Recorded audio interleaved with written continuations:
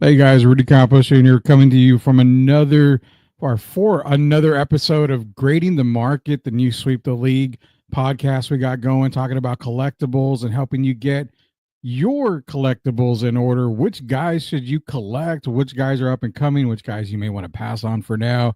We got a lot of questions we're going to get answered for all you guys up there. It's going to be autographed, it's going to be collectibles, it's going to be trading cards, it's going to be everything that we can think of. That's why this show is going to continue to grow for you guys over on the Sweep the League network. Go to YouTube, search Sweep the League TV, hit that subscribe button so you never miss an episode of Grading the Market. What are we talking about today? So PSA delays is going to be the main topic today. You know, you send that card in. I just recently got a PSA submission back, which was one card. It took roughly close to 45 days to get. I went through GameStop, which I have no problems now after this one card. First time I ever did it, didn't have any issues, so I may try it again. But there are delays. We're going to get those delays information from our co-host today, which is going to be Matt Schillen. It's at MJ Schillen on Twitter or X or whatever the kids are calling it today.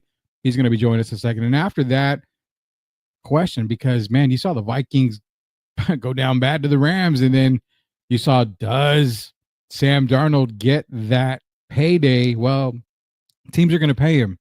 But what does that do to JJ McCarthy? We're going to ask that question here at the end of the show. Not waste any more time. Again, this is Grading the Market. Let's bring him on here, the man, the myth, the legend, Mr. Matt Schillen himself. Matt, welcome back to Grading the Market here on Sweep the League, man. Appreciate you guys having me back today. Looking forward to talking about what's going on over at PSA and also touching on that Vikings bit toward the end of the show. So jumping right in. I mean, it was a fun-filled weekend. Lots of really good NFL playoff games. But one of the things that kicked this week off was the news at a PSA and how the market is approaching and really handling the delays that are going on over there. Right.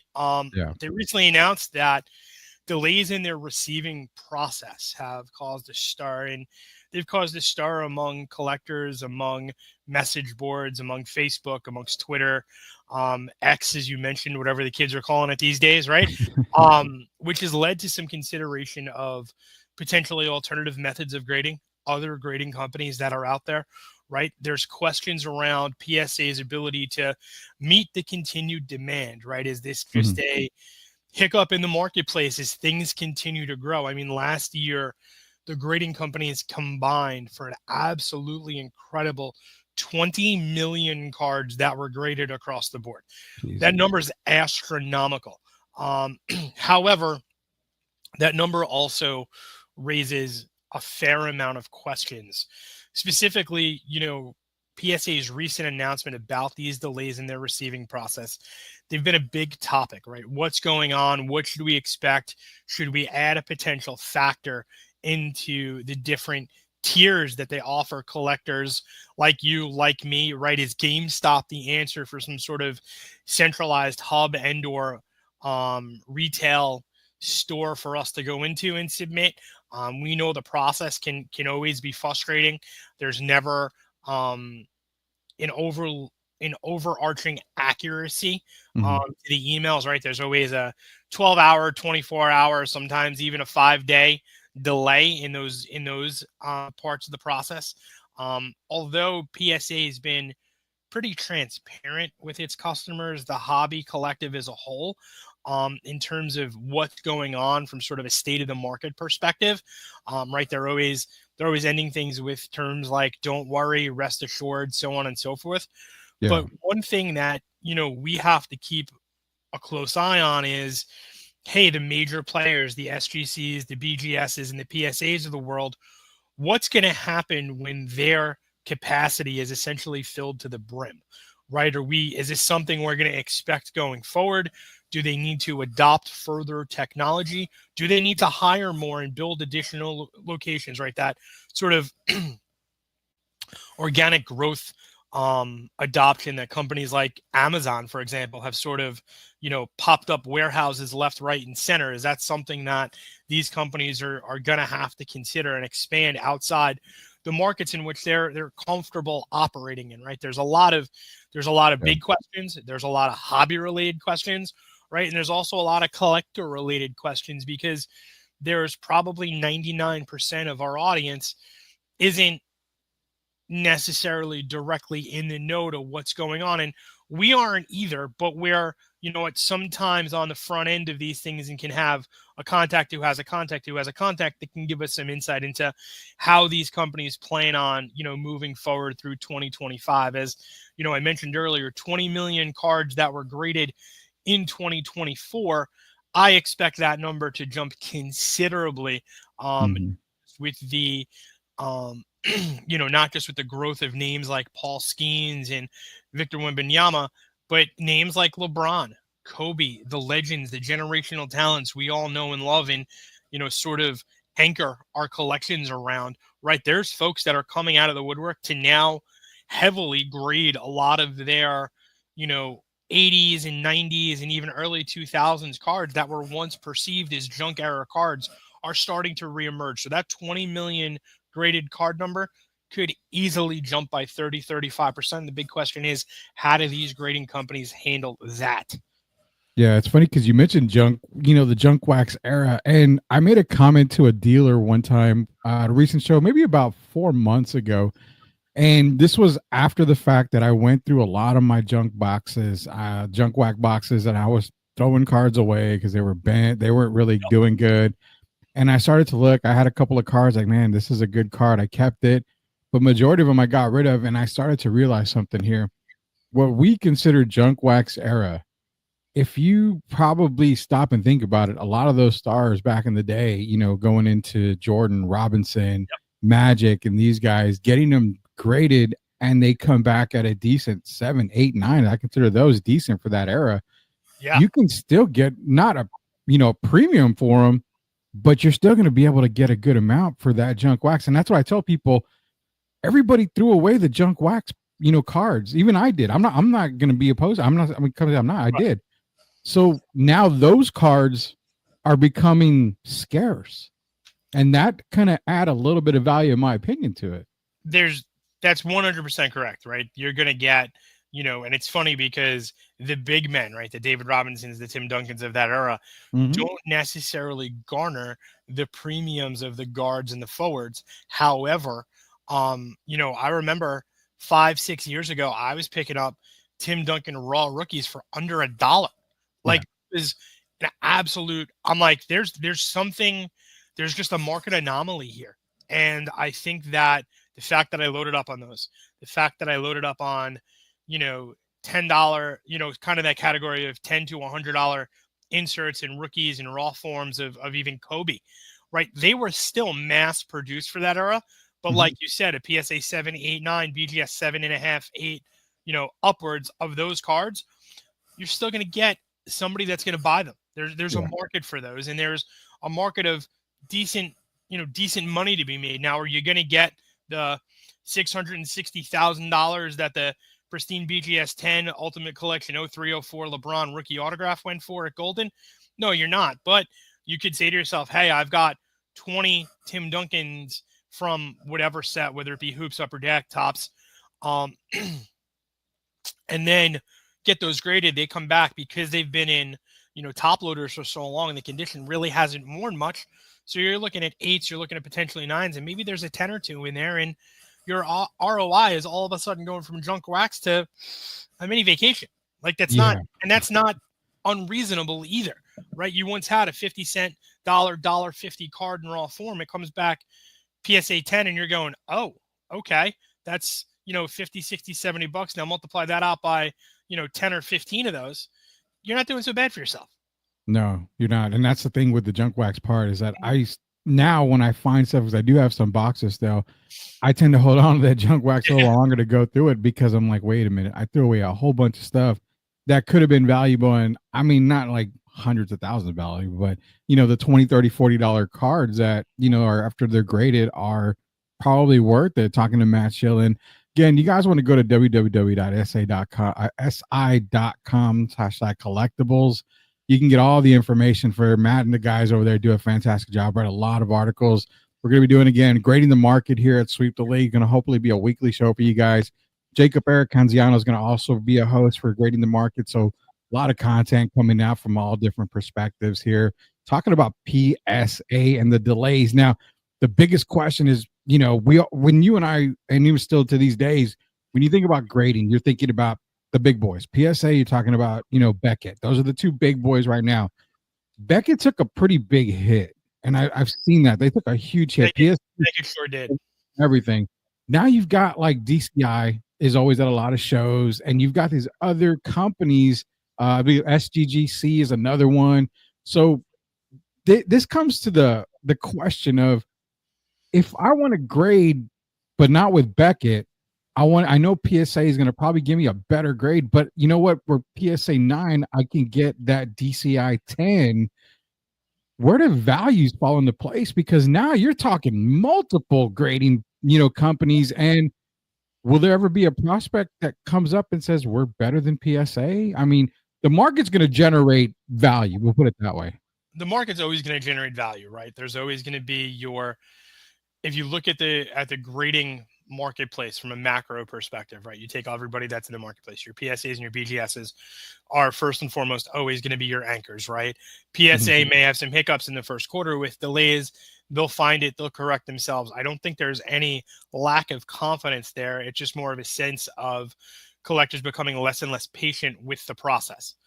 All right. So that's not necessarily a, 3 strikes down the middle kind of situation for PSA.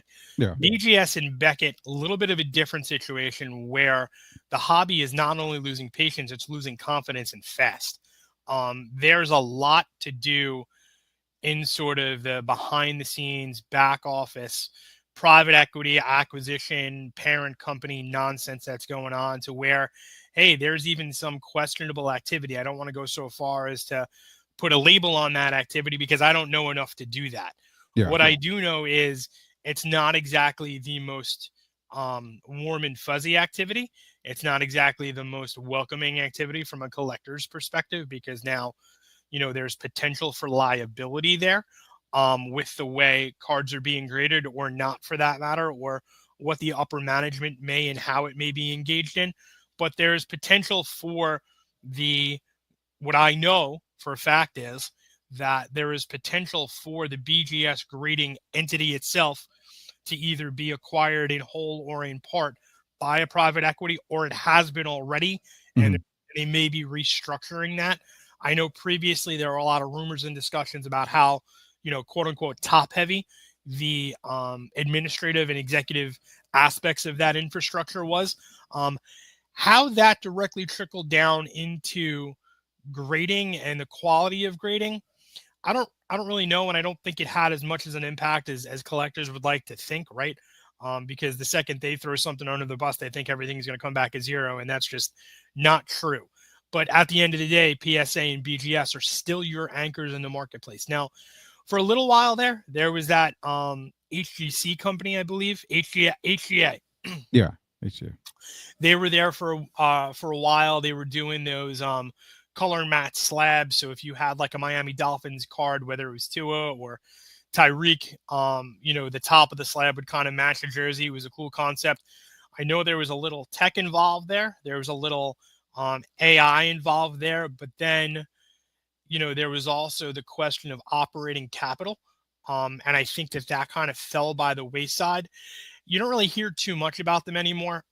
You also don't hear what you do hear. Let me correct myself for a second there. What you do hear is SGC is probably the emerging number 3, potentially even number 2, if it looks to make, somewhat of a move in dethroning BGS. Full disclosure, I was a BGS guy probably for a good portion of my collecting career up until, 32, 33. I hadn't submitted my first PSA submission until 2017. So, I was a hard-nosed BGS guy. Went to PSA, wasn't unhappy with the grades. There were 9s and 10s in there. Never submitted anything to SGC. A lot of guys will tell you that their value is starting to hold. I personally think it's still a little under. If it was a PSA 10 versus an SGC 10, nothing's going to hold the value as high as a BGS 10 pristine black label, because that's standard and the exceptional gold standard. But I think that Some of the smaller companies, if they go about it right and they build their reputations just as any other small to mid-sized business would, I think there's an opportunity for them to become players in the market. I don't necessarily know how the value holds, because for me, in order for the value to hold, I think that company needs to establish a reputation, and a solid one at that, being operable for 3 to 5 years, and probably taking a good 5 to 6% of the marketplace. So I can't really speak to any of the smaller companies. I know I've heard names just as every other collector has, but I think that at the end of the day, some guys are going to emerge for the better. They're gonna win some fans over, take some market share away, which is cool. And others, some of them just don't have what it takes to hang. Yeah, it's funny because me and a couple of buddies were working on not necessarily a grading system type thing, but we've been kind of working on I can show you real quick here. Yeah. So, I mean, we're buying the slabs basically. And as you can tell here, I've got an Alvin Robertson autograph, and we're just going to try to do custom slabs because, I mean, necessarily a lot of people love the grade and it holds value, but I also want to do the slab part as far as, the memorabilia type thing. So there's different ways of doing that. And it's crazy because these slabs are available and they have been for a while, but that's kind of where you start to see these grading companies kind of form up at. You get guys like, what? PSA is taking forever. We can have a turnaround. There's the DCI who I mentioned, when they do shows in San Antonio, the bigger shows, you can get slab grade same day and it's like $20. So yeah, I mean, there's guys that take the very quick path. There's guys that take the long path to PSA. And you mentioned earlier, and what I love about it, because this is going to be a whole nother show on a whole nother topic, but you talk about centralized hubs. GameStop's going to be one now. They are one with PSA. Take your stuff there. You pay, if you're a pro member, you don't pay shipping, so you're paying $15 per card. They ship it out. They do all the work for you, hands down. There's going to be skepticism there. There's going to be people that, kind of get screwed. Something's going to happen.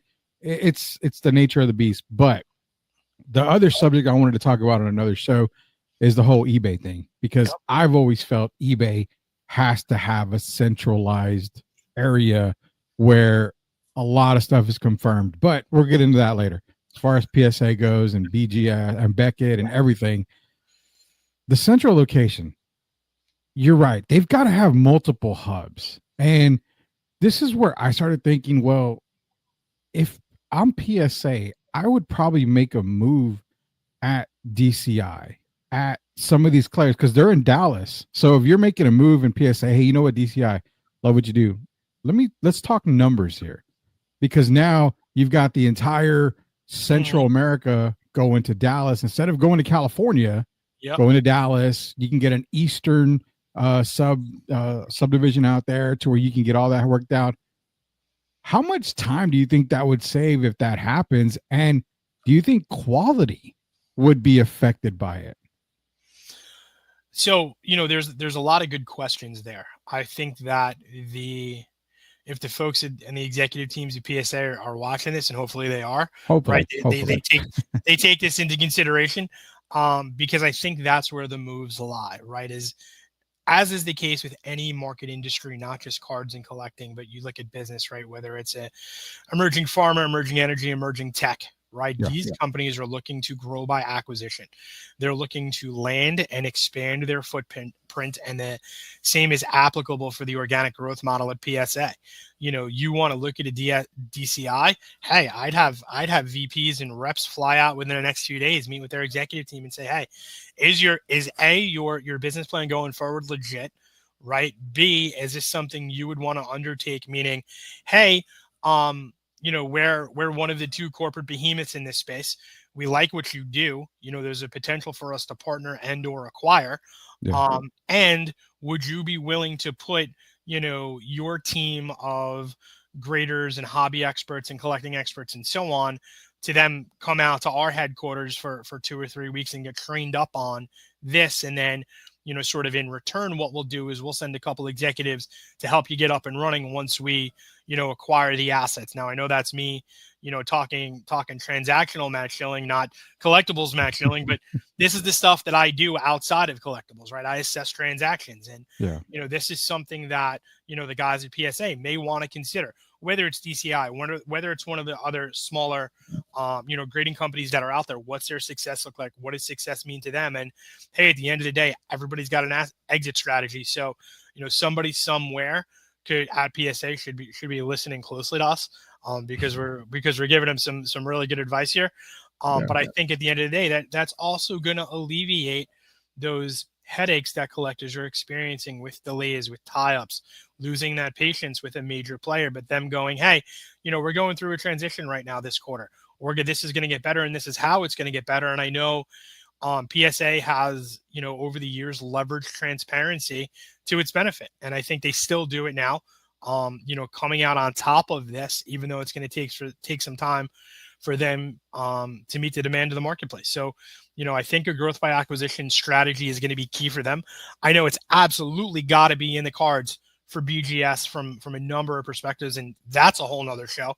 But we're talking about PSA, we're talking about delays, and we're coming up with resolutions for them. So, like I said, hopefully somebody out there in listener land is paying attention to what we're preaching here. Oh yeah, it's got to be either PSA or Beckett. I mean, one of those two have to make that move. Now, you look at the little bits and pieces, and I go back to DCI because that's the most experience I've got here locally. And to get the same day slab, same day everything at a card show, I mean, they do get overloaded with stuff, and they do get them out. As does everybody. But, yeah, you have to meet the market demand.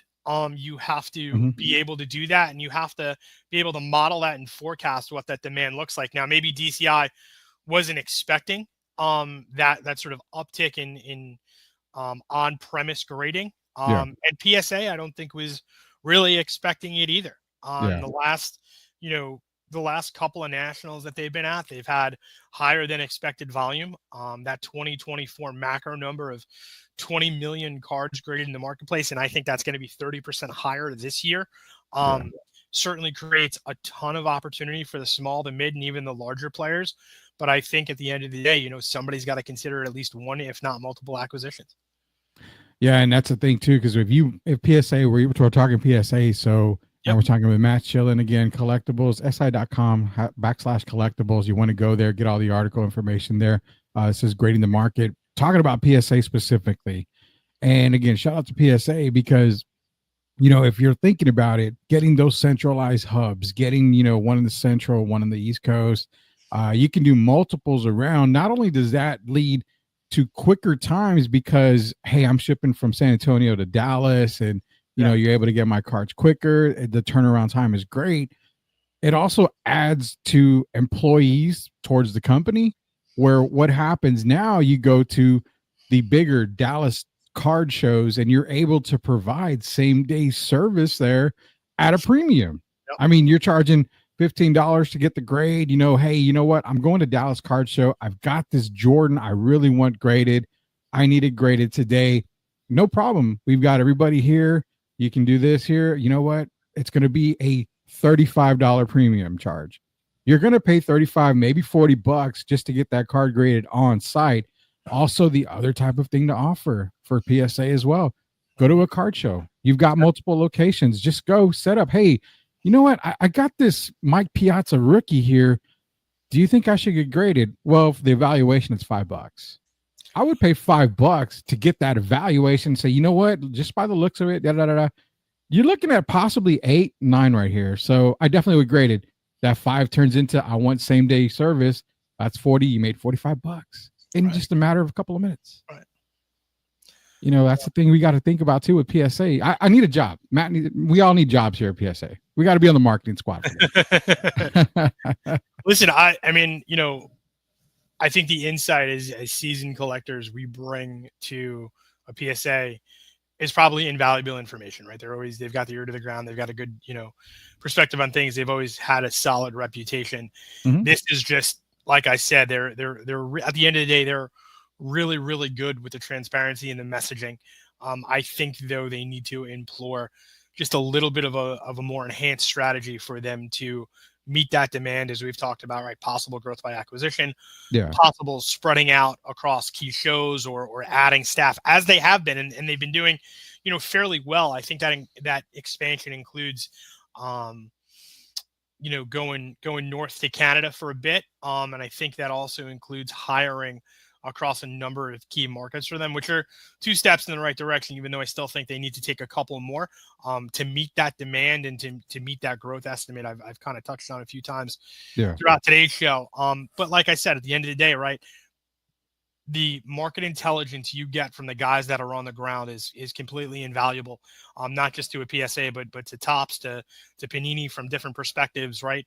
You've got to listen to what the markets are saying in the way that the markets are saying them. And like I said earlier, right, when I went around on sort of a tangent in terms of, actual corporate asset acquisitions and what I do outside of the hobby, those are things that we do on the daily too. Our ears are to the ground. We're, checking our sources. We're leveraging our resources out there to grow, to continue to grow so that our customer base is happy.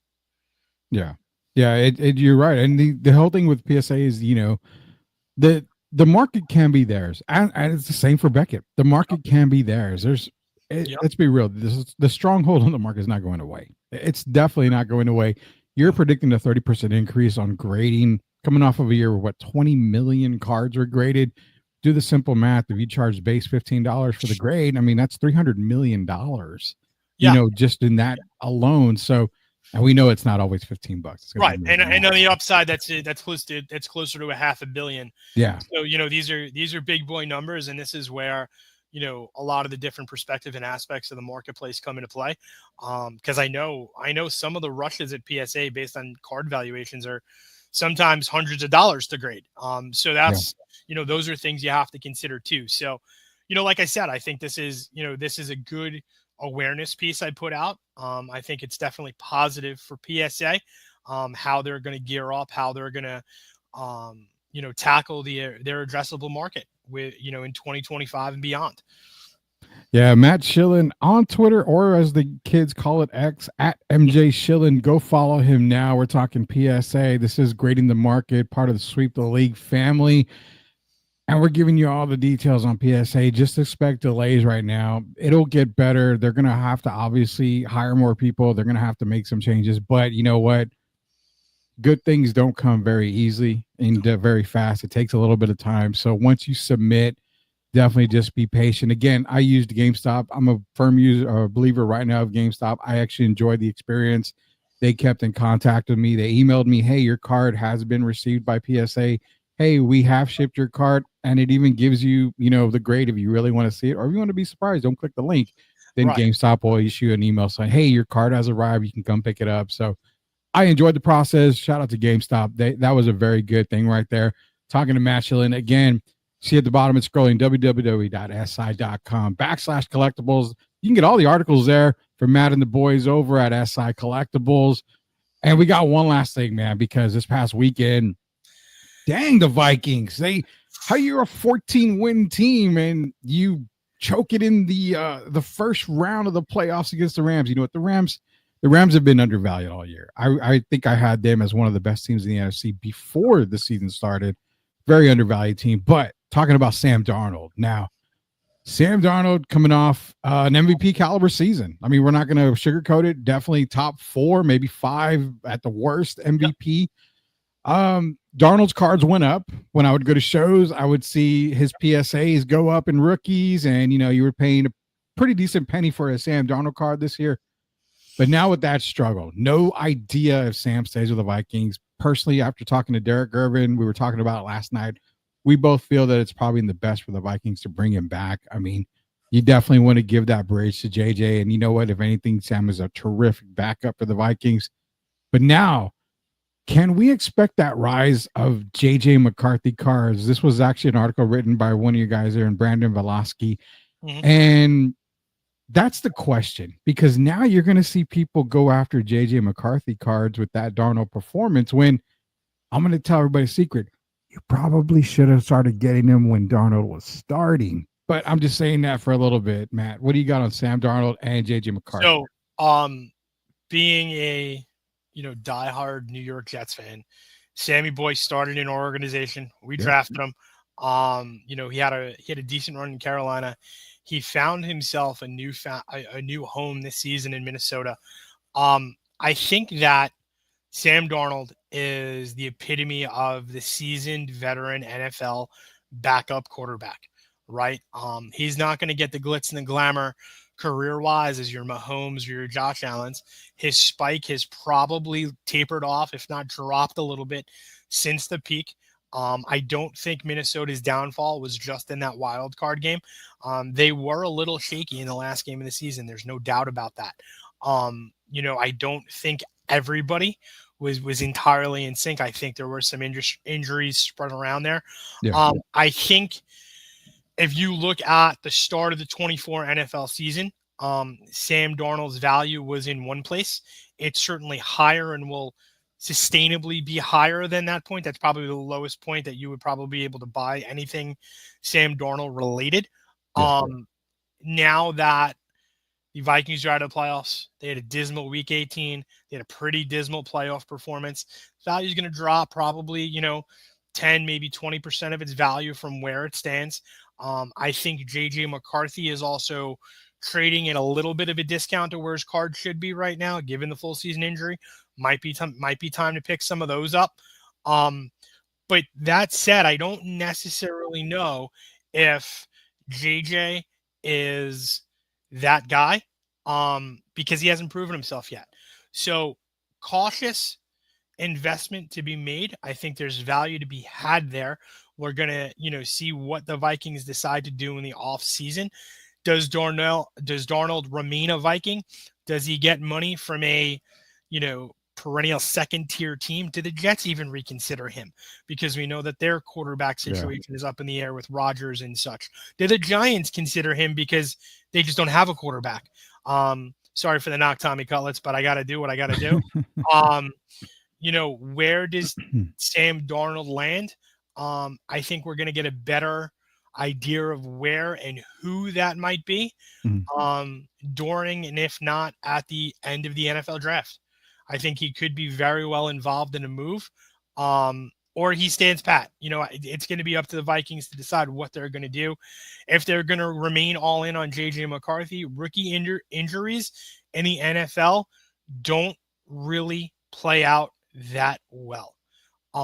So I don't want to say that JJ McCarthy's done because I think the kid's got some, super tremendous upside. And I wish him the best.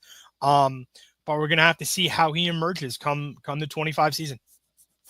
Yeah. It's going to be crazy to see where he actually goes. And like I said, I kind of mentioned, I think he's going to end up staying with the Vikings. I think they will retain him, but you mentioned quarterbacks. So, real quick, we've got, Sam Darnold probably on the move. If possibly they don't resign him there.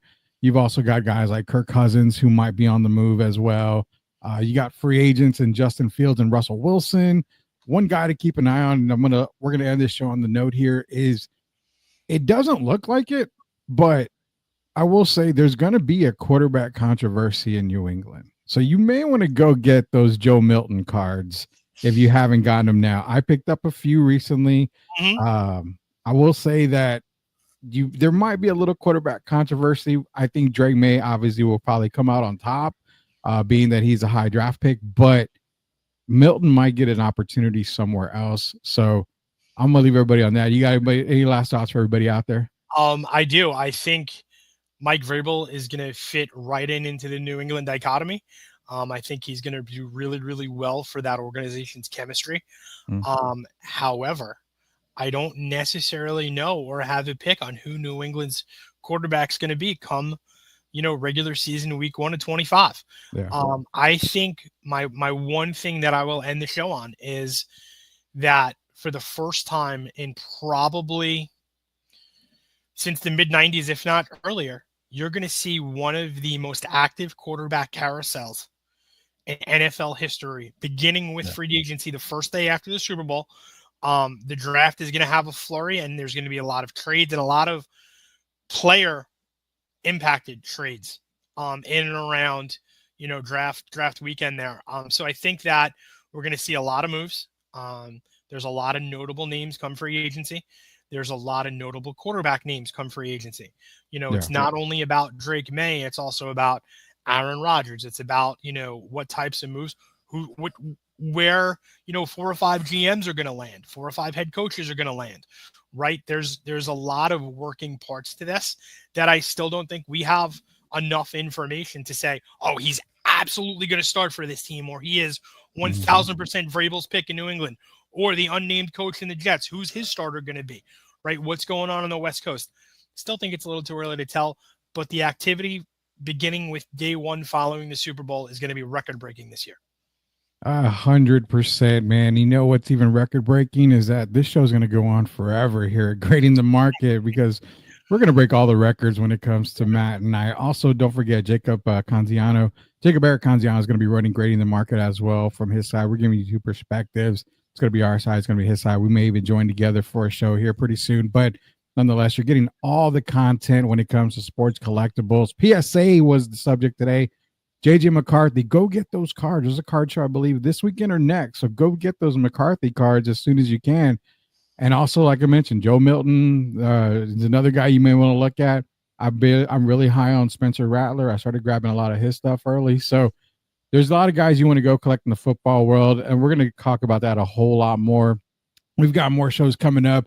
We're going to be talking hopefully soon about MJ's Mansion. For those of you guys out there that DM'd me, I'm willing to put at least $150 into the pot. So we can try to buy something in there. I can put a little bit more if I can get the wife to open up the bank account, but we're going to talk about that. We've also got a lot of other stuff to talk about.